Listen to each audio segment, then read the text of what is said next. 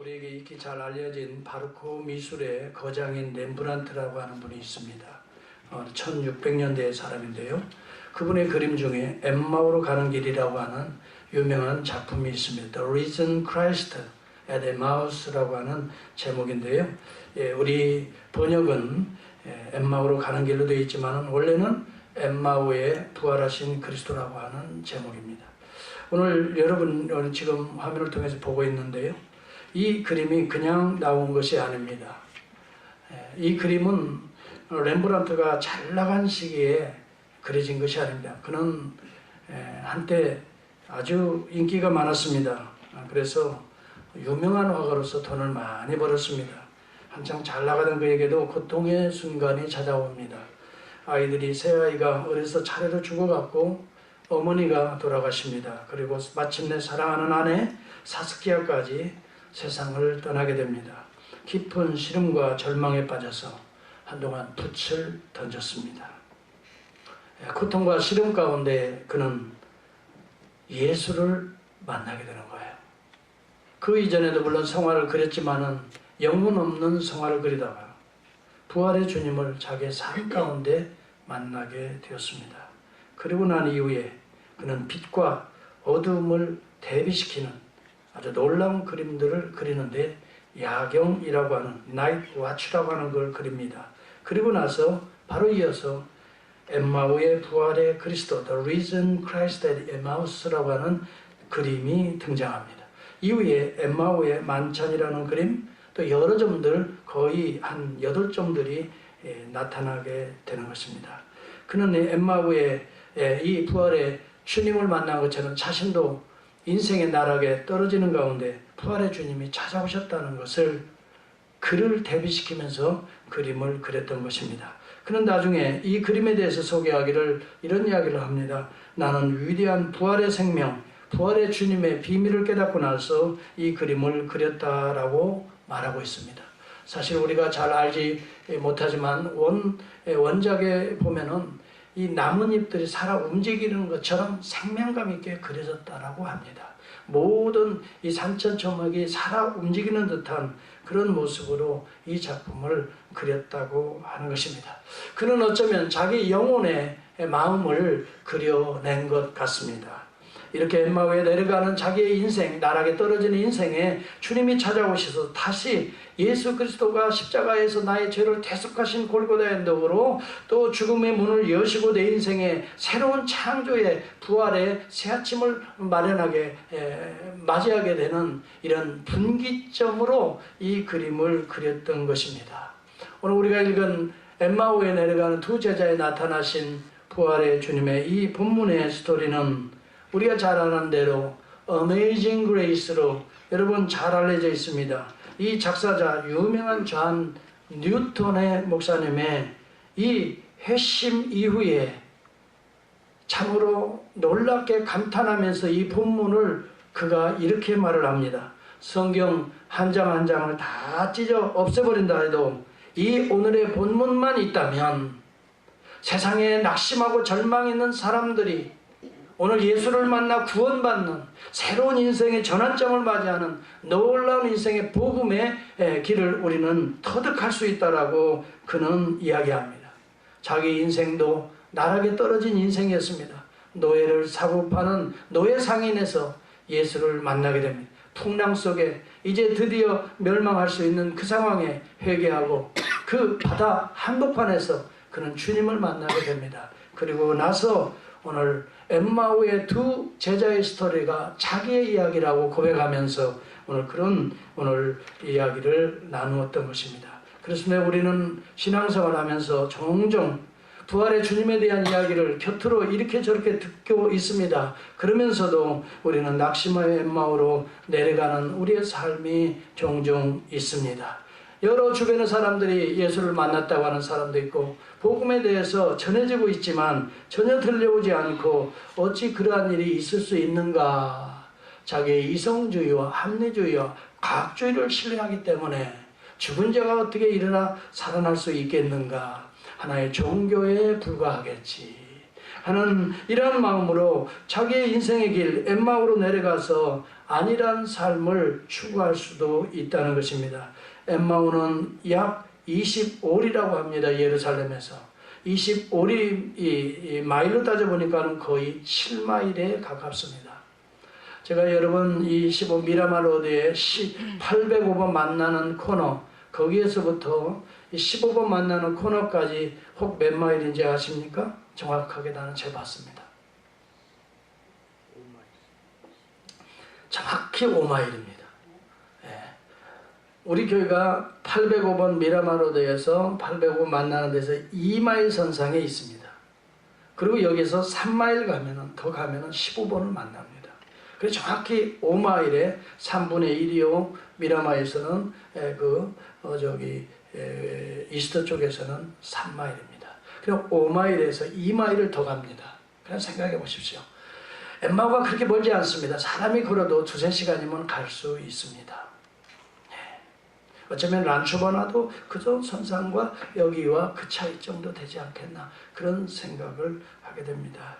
그들은 예수님을 떠나서 부활의 주님을 등지고, 많은 사람들이 부활하셨다고 하고 천사를 보았다고 하나 그게 믿어지지 않아서 지금 자기의 꿈을 접어버리고, 예수를 만나서 놀라운 어떤 메시아의 그 부흥을 기대했는데 그는 비참하게 조롱받고 십자가에 죽는 그 모습을 보고 그는 사흘 동안 고민하다가 다시 고향으로 꿈을 접어버리고 놀라운 출세의 길을 접어버리고, 예수 만나면 출세할 줄 알았죠. 성공할 줄 알았죠.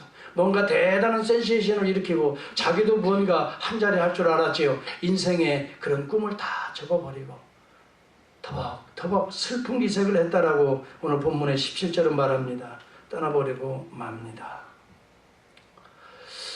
저는 이 장면을 보면서 오늘 우리의 삶이 아닌가 하는 생각도 가끔씩 들어봅니다. 히브리서에 보면은 13장 12, 13절에 그런 내용이 등장합니다. 그러므로 예수도 자기 피로써 백성을 거룩하게 하려고 성문 밖에서 고난을 받으셨느니라. 그런즉 우리는 그 치욕을 짊어지고 영문 밖으로 그에게 나아가자라고 말합니다. 영문 밖이라는 것이 무엇일까를 묵상해 보았습니다. 이것은 예루살렘 성 바깥을 말합니다.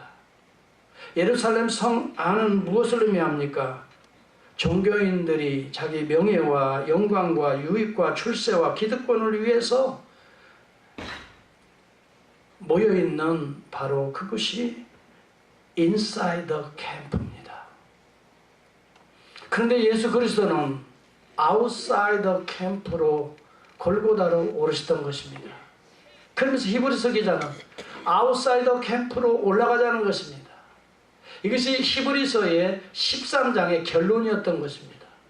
예수 그리스도가 이 땅에 오셔서 천사보다 좀 못하게 사람이 되고, 그가 오셔서 구약의 모든 성막의 제도와 절기들을 다 자기 피로 다 성취하시고, 마침내 우리에게 하늘문을 여시는 휘장을 가르시고 생명의 길, 의의 길, 이 진리의 길을 여셨던 그 예수 그리스도, 육체로 자기 몸을 가르시고 이제 하나님으로 직접 나아가게 하는 이 놀라운 생명의 길을 열으셨던 그 예수 계신 그곳, 그것이 아웃사이더 캠프라고 하는 것입니다.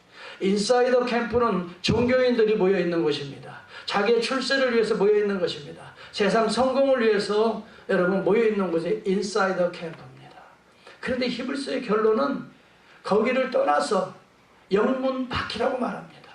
골고다의 언덕, 사람이 보면 치욕입니다. 죽음입니다. 멸시입니다. 그러나 거기에서 대속이 일어나는 것이고 거기에서 부활이, 죽은 문이 열리는 바로 그곳으로 우리가 올라가자, 이렇게 말을 하고 있는 것입니다. 헬리크 센케비치가 있습니다. 폴란드 작가입니다. 아주 유명한 작가인데요. 이분이 쿼바디스라고 하는 작품을 씁니다. 이 쿼바디스라는 작품을 쓰고 그는 노벨 문학상을 받게 됩니다.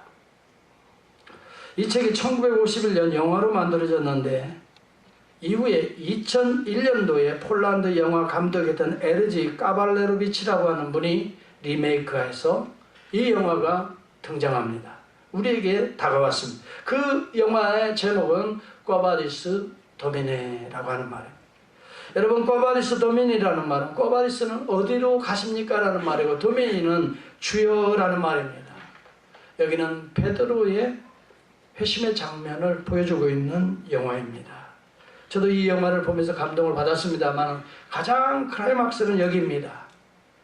네로 박해 황제 때 기독교인들에 대한 지독한 박해가 이태리 로마 중심으로 일어납니다. 그래서 그 박해가 자기의 목숨이 너무 두려워서 그는 성문 밖으로 살짝 이제 눈을 피해서 도망가는 바로 그 길목에서 부활하신 예수를 만나게 됩니다. 깜짝 놀랐습니다. 머리끝이 팍 섰습니다. 그러면서 주님 지금 어디로 가십니까?를 질문합니다. 지금 어디로 지금 들어가고 계십니까?를 질문합니다. 그때 우리 주님은 잠잠하게 이런 이야기를 합니다. 내가 내게 위탁했던 내 양들을 버리고 내가 지금 도망가는 지중해로 도망가고 있는 이런 상황에서 나는 내가 버린 그 양떼를 위해서 다시 이 성으로 들어가려고 한다. 그 이야기를 듣습니다.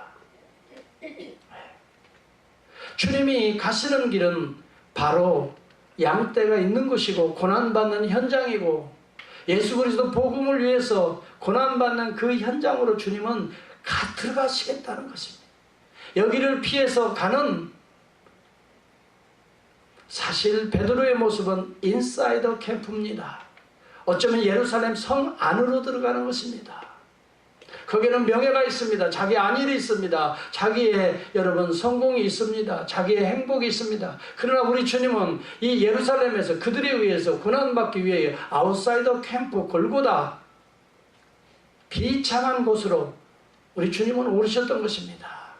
어쩌면 우리 주님은 지생학적인 면에서가 아니라 영적인 면에서 아웃사이더 캠프 십자가의 고난의 길로 다시 그 양떼들을 위해서 들어가서 십자가에 못 박히려고 한다는 것입니다. 베드로가 여기에서 충격을 받게 됩니다. 그리고 그는 다시 돌아서 예수님과 함께 아웃사이더 캠프 고난의 현장으로 들어가는 장면이 클라이막스로 저는 여겨지고 있습니다. 그리고 예수님은 의경에 의하면 다시 거꾸로 십자가에 못 박혀 죽을 때까지 복음을 위해서 헌신한 모습으로 나타나고 있습니다. 여러분, 우리가 알아야 될 것입니다. 예수 그리스도는 어디에 계시는가? 여러분, 주님이 계신 그곳을 우리가 가야만이 주님을 만날 수가 있고 주님을 만나야만이 우리의 삶이 뜨거워질 수가 있고 여러분, 우리의 삶이 뜨거워질 수 있을 때에 우리의 눈이 영적인 눈이 열리게 되고 우리의 눈이 열릴 때에 예수가 정말 참으로 나의 주인 것을 고백하게 되고 엠마오에서 다시 예루살렘으로 십자가의 골고다 언덕으로 오를 수가 있게 되는 것입니다. 그러나 여러분, 예수 그리스도가 계신 이 십자가의 현장과 부활의 현장을 떠나서 엠마오로 내려가게 되면 우리에게는 어떤 현상이 일어납니까? 15절과 16절을 살펴보시기 바랍니다. 여러분, 성경을 다시 눈여겨보시기 바랍니다. 저를 보지 마세요. 저 봐봐야 좋은 거 나올 것도 없어요. 성경을 좀 보세요. 여러분이 가지고 온 성경. 저를 그냥 눈 빠지게 이렇게 쳐다보시는 분이 계신데 성경을 봐야 해요. 나를 만나야 소용없어요. 예수 만나야 소용이 있어요. 저 봐야 소용없어요. 예수 봐야 여러분 소용이 있을 줄을 믿습니다. 성경을 통해서 예수님을 바라봅시다. 제가 몇 절이라고 그랬죠? 15절과 16절을 같이 한번 크게 한번 읽어보세요. 여러분, 식사 안 하고 오신 것 같아요. 여기 왼쪽 부분은 처음부터 식사들을 잘 못하고 오셨어. 그래서 성경 읽을 때도 그냥 눈으로만 읽으셔. 입을 여셔야 돼요. 고백해야 돼요. 마음으로 믿고 입으로 신해야 돼요. 그때 성령이 강력하게 주의 영이 역사합니다. 15절과 16절입니다. 예수 그리스도의 이 십자가와 부활의 현장을 떠나서 엠마오로 내려가게 될 때에는 어떤 현상이 일어나는가 보겠습니다. 15절과 16절입니다. 시작. 그들이 서로 이야기하며 문의할 때 예수께 가까이 이르러 그들과 동행하시나 그들의 눈이 가려워져서 그인 줄 알아보지 못하거늘. 특징이 첫째는 눈이 가려워진다는 것입니다. 주님이 계시지만 주님을 볼 수 없게 된다는 것입니다. 여러분, 십자가를 바라보지 아니하고 예수 그리스도의 부활의 현장을 바라보지 아니하면, 그 길을 오르지 아니하면 예수가 우리 곁에 계시지만은 예수가 예수인 줄을 알아볼 수 없는 눈을 가지고 있는, 이 영적으로 눈이 어두워지는 것입니다. 참 놀랍습니다. 이 눈은 육적인 눈일까요? 영적인 눈일까요? 아주 크게 좀 대답해봐요. 이 그들의 눈이 가려워졌다는 것은 영적인 눈이에요? 육적인 눈이 가려워졌다는 거예요? 영적인 눈이 가려워지니까 실제적으로 예수가 옆에 계신지 보이지가 않는 거예요. 이게 우리의 신앙생활일 수가 있습니다. 여러분은 여러분과 함께 계시지만 여러분이 정말 십자가와 부활의 주님을 향하여 우리의 초점, 영혼의 초점이 맞춰지지 않고 이 세상의 안일과 부귀와 영광의 길로 내려가게 되면 예수가 계시지만은 볼 수가 없는 거예요. 답답한 거예요. 그래서 불안한 거예요. 그리고 어떻게 슬픈 기색을 할 수밖에 없는 거예요. 사랑하는 성도 여러분, 영적인 눈이 예수 만나 열려질 길을 축복합니다. 영적인 눈이 열리지 않으면요, 육적인 눈이 아무리 시력이 2.0이라 하더라도 예수님을 볼 수가 없고 들을 수가 없어요. 여러분, 분명히 육적인 눈이 아니에요, 이게. 왜요? 육적인 눈이 어두워지면 어떻게 7마일을 걸어갈 수 있어요?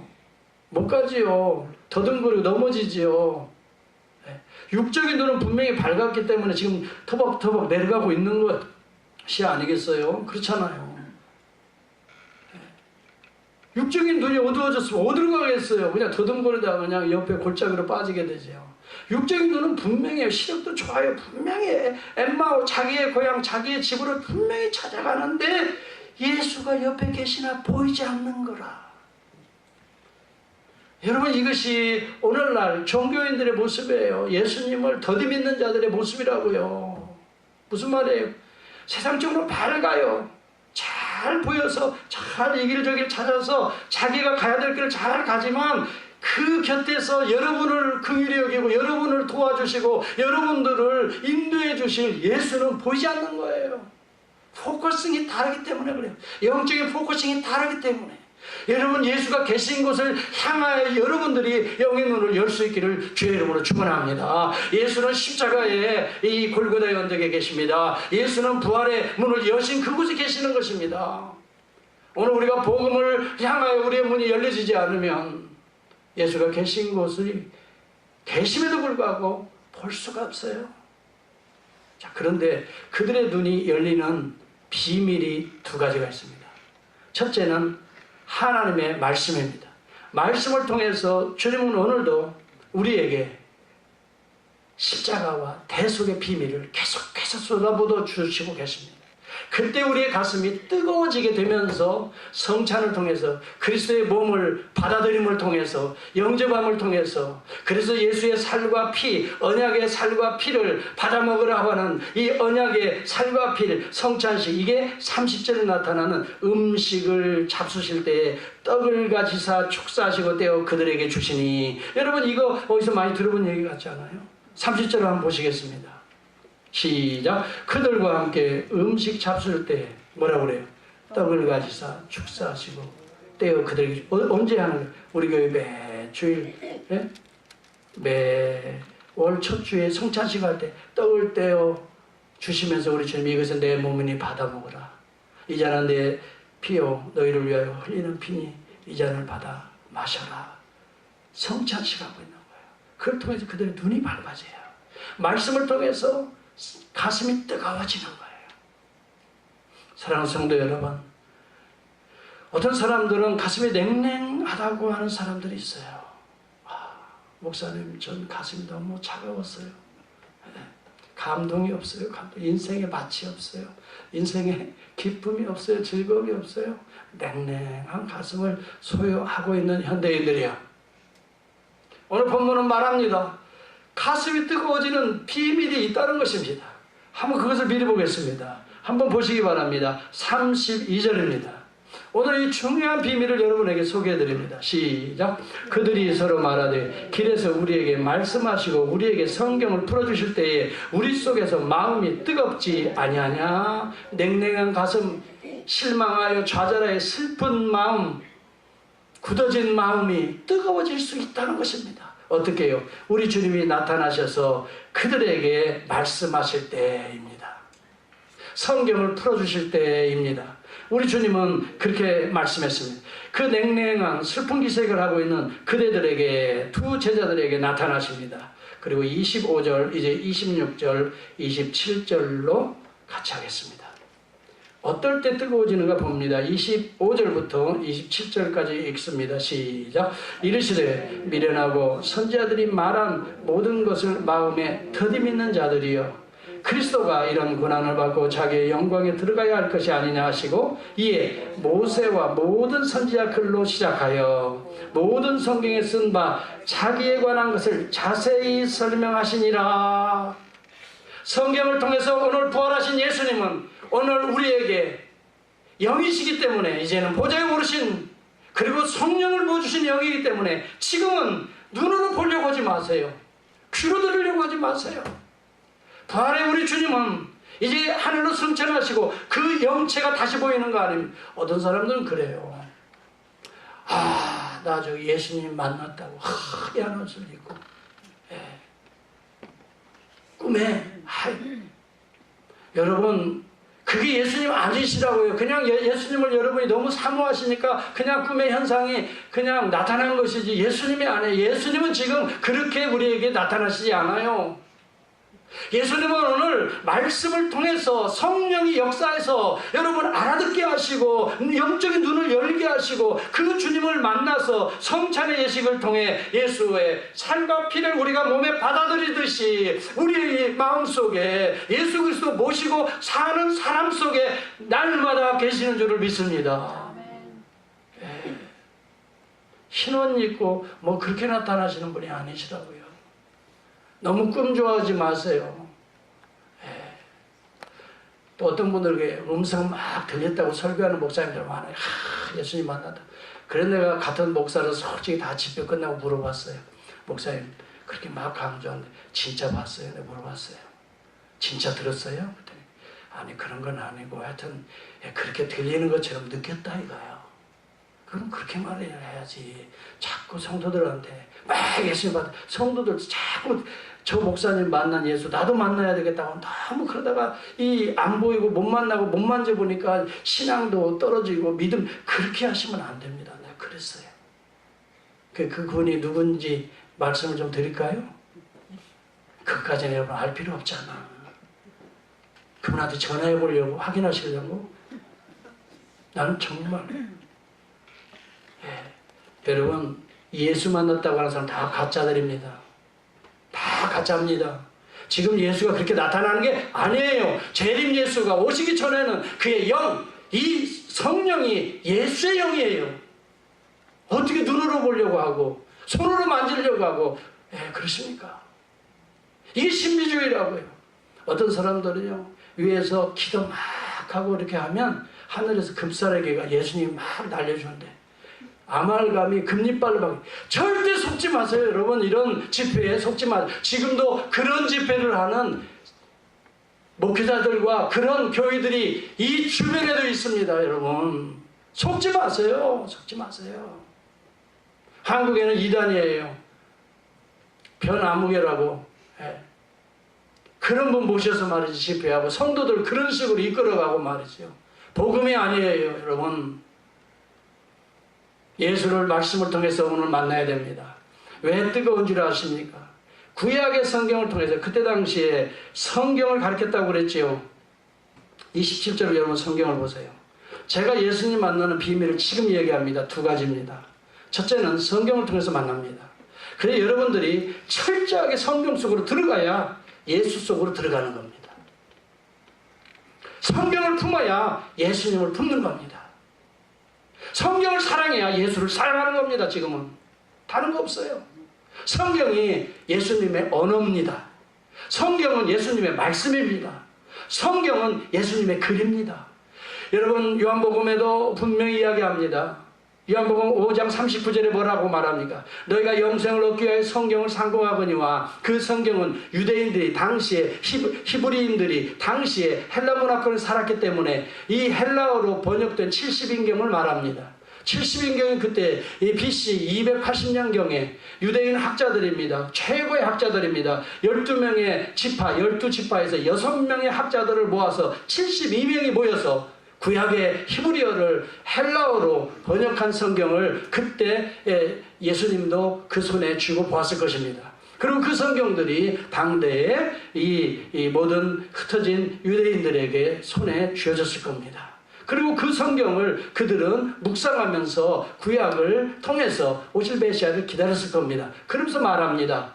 너희들이 영생을 얻기 위하여 성경 이 70인경을 너희들이 그렇게 연구하고 묵상을 하지만 이 성경이 곧 누구에 대해서 하는 것이라고 말합니까?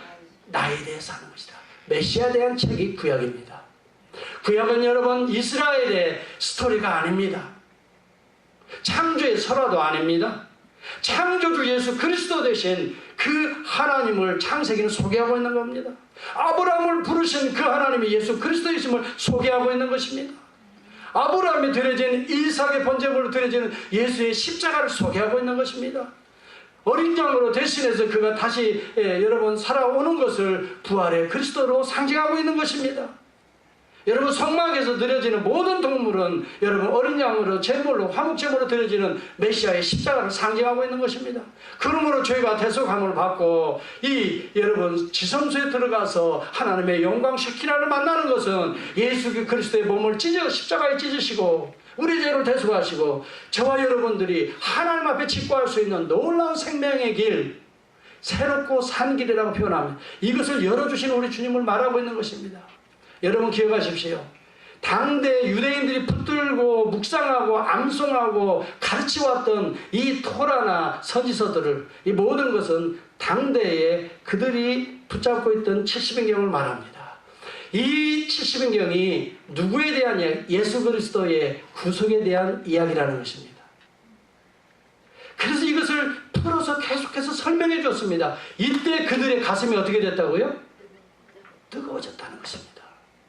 따라서 진리를 만나면 좀 크게 해봐요. 정말 진리를 만나면 왼쪽 좀 크게 해봐요. 저거 맨날 빌리그램이라고만 하시지 마시고 좀 크게 좀 따라서 해보세요. 진리를 만나면 가슴이 뜨거워진다. 가슴이 뜨거워지는. 저는요 그걸 정말 체험합니다. 제가 진리를 만났습니다. 제가 이 책을 붙들고 잤습니다. 제가 자랑하려고 하는 걸 절대 오해하지 마세요. Messianic Revelation in the Old Testament이라는 책입니다. 이 책은 제가 거의 20여 년 전에 카바나 신학교에서 제랄드 벤 그로닝겐 교수가 쓴 책입니다. 이 책을 쓰면서 저는 강의를 받았습니다. 쓰고 나서 이 책이 나왔습니다. 무려 1000페이지가 됩니다. 제가 그걸 자랑하려고 하는 거 아닙니다.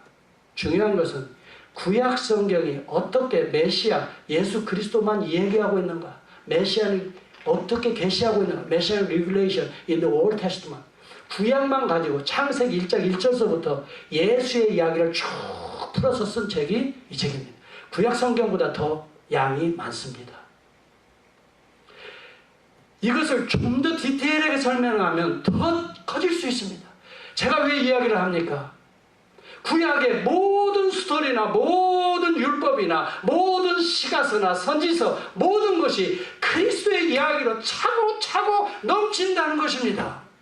예수님이 2시간 3시간 동안에 간략하게 이야기했을 겁니다. 어쩌면 여러분 구약에 예수 그리스도가 죽었다 살아난 이야기만 한 것만 해도 300회가 넘습니다. 이것을 최근에 보니까요 한국말로 번역했더라고. 이 책을 한국에 소개해서 너무 좋아서 내 가슴에 품고 잤던 책이라고 그랬죠. 여기 가지고 왔어요. 이 책이에요. 한국말로 번역했어요. 너무 무거워가지고 제가 들지도 못하겠어. 이게 내가 왜 이럽니까? 이렇게까지 보여주는 이야기가 다 구약이 예수에 대한 이야기라 이 말입니다. 그러면 신구약 모두는 다 누구의 이야기입니까? His story입니다.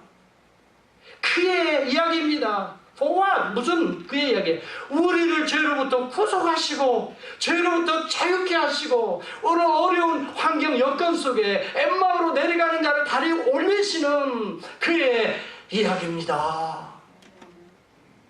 여러분, 어떤 우리 환경과 여건 속에서 자꾸 엠마오로 떨어지는 자 있습니까? 말씀을 통해서 우리도 오늘도 올리시는 주님을 만날 수 있기를 축복합니다. 교회 생활 아무리 해도요, 이 예수를 못 만나면 설교가 재미가 없어집니다. 들려오지 않습니다.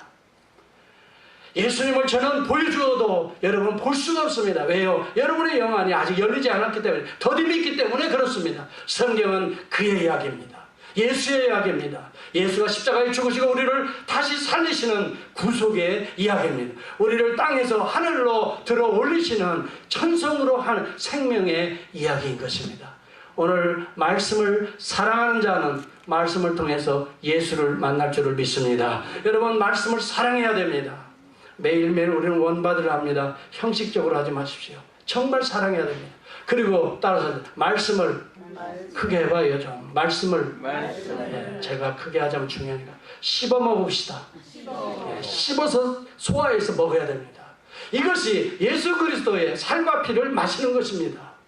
예수를 영접하고 본문 하나하나, 심지어는 접속사 하나까지도 저는 씹어 먹습니다. 그러다 보니까 놀라운 국물 맛이 납니다. 세상에 접속사가 이런 맛이 있었네. 와우! 머리가 삐죽삐죽 섭니다. 놀라워요. 여러분, 오늘도 이렇게 제발 올라가서 목사님 소리 지르지 마세요. 그렇게 이제 제 집사람이 부탁을 해요. 항상. 그러면은 싫어하는 사람들은 교회 안 나온다고. 그래서 내가 알았어요. 오늘은 잔잔하게 좀 저도 하겠어요. 그래서 저도 점잖은 사람이란 거 한번 보여드리겠어요. 그런데요, 하다 보면 어떻게 해요? 막 오늘도 소리 질렀죠? 조금 질렀죠? 예. 왜 그런지 아세요? 여러분, 분명히 알아야 돼요.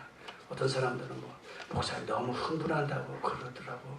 근데 좀 표현을 이왕 쓰려면 좀 좋은 말을 좀 썼으면 좋겠어요. 말하기도 좋고 좀 듣기도 좀 기분 좋은 언어를 써야 되는데 뭐 너무 흥분해가지고. 흥분이 아니고요, 뜨거워져서 그래요. 다른 사람 뜨거워지면 흥분된다.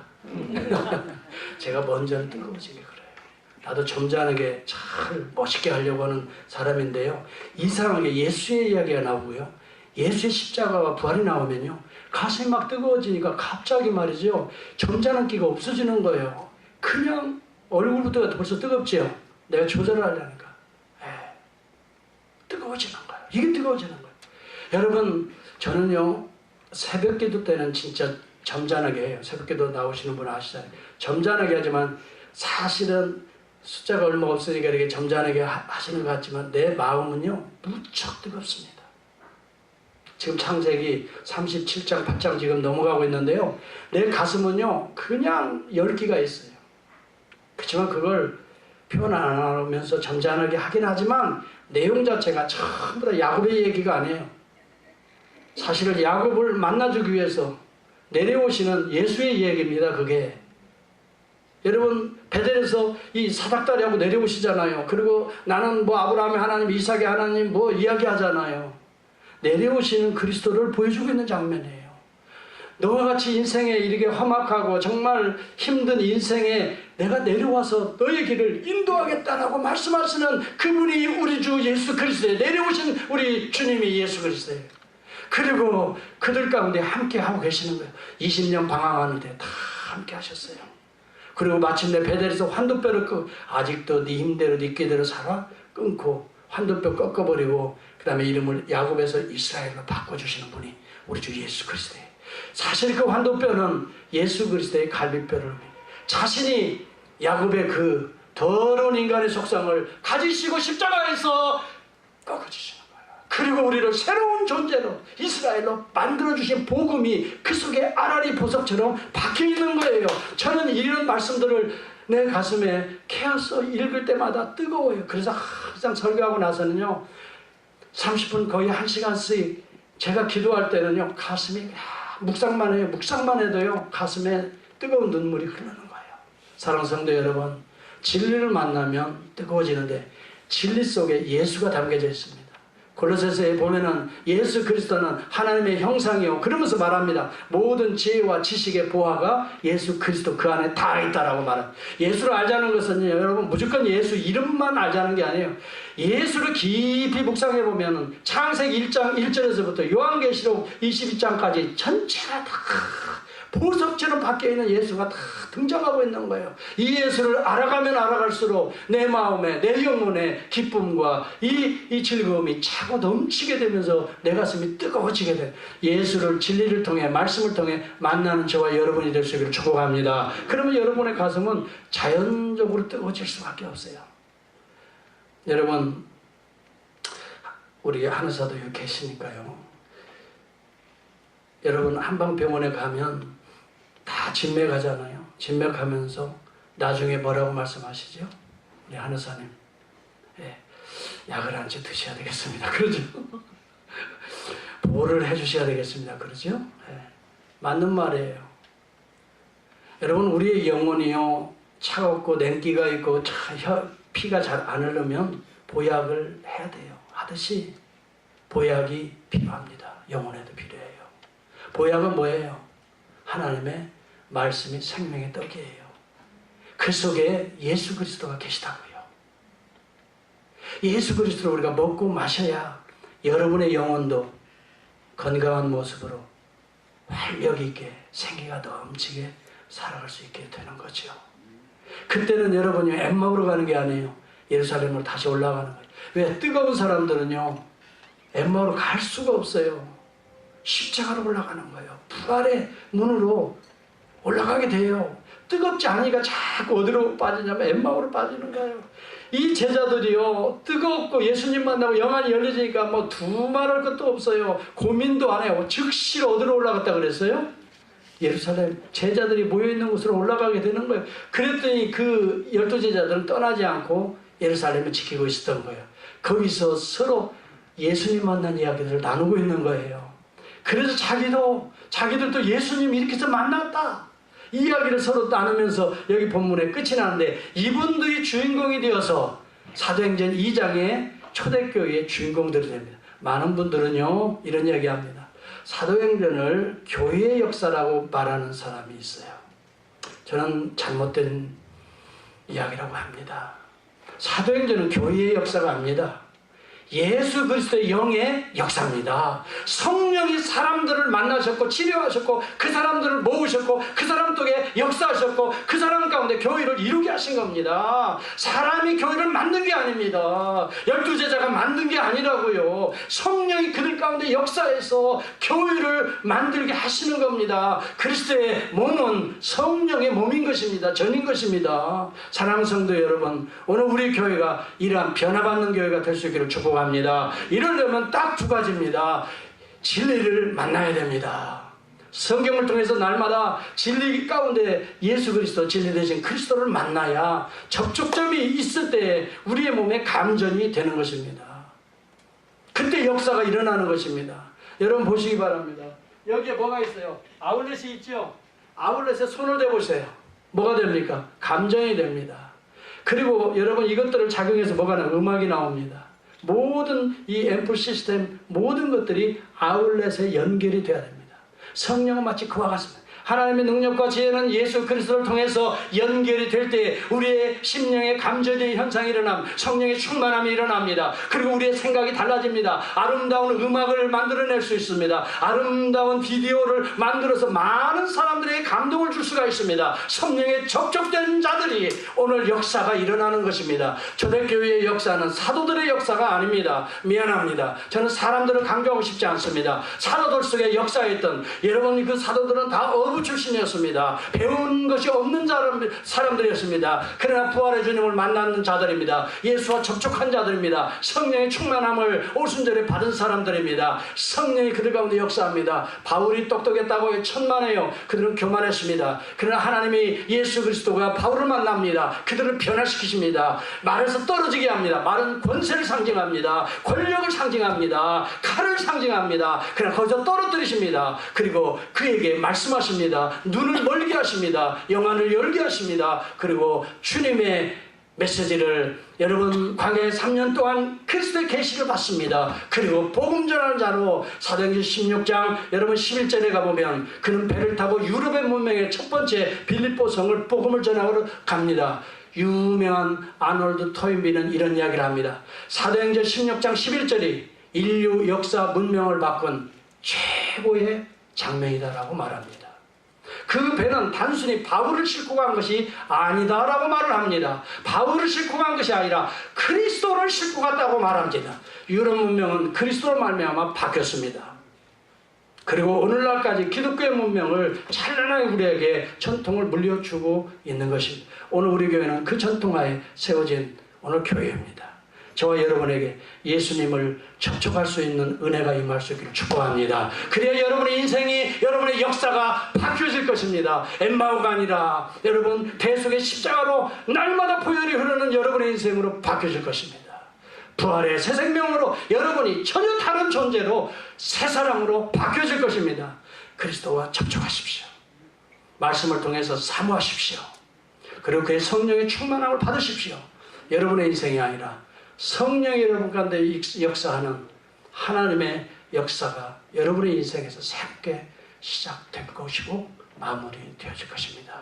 예수 그리스도의 놀라운 이런 은혜가 오늘 부활 이후에 나타나는, 때로는 의심하고 엠마오로 내려가는, 때로는 세상으로 절망하는 여러분들에게 주는 이 거룩한 메시지가 되시기를 진심으로 축복합니다. 기도하겠습니다.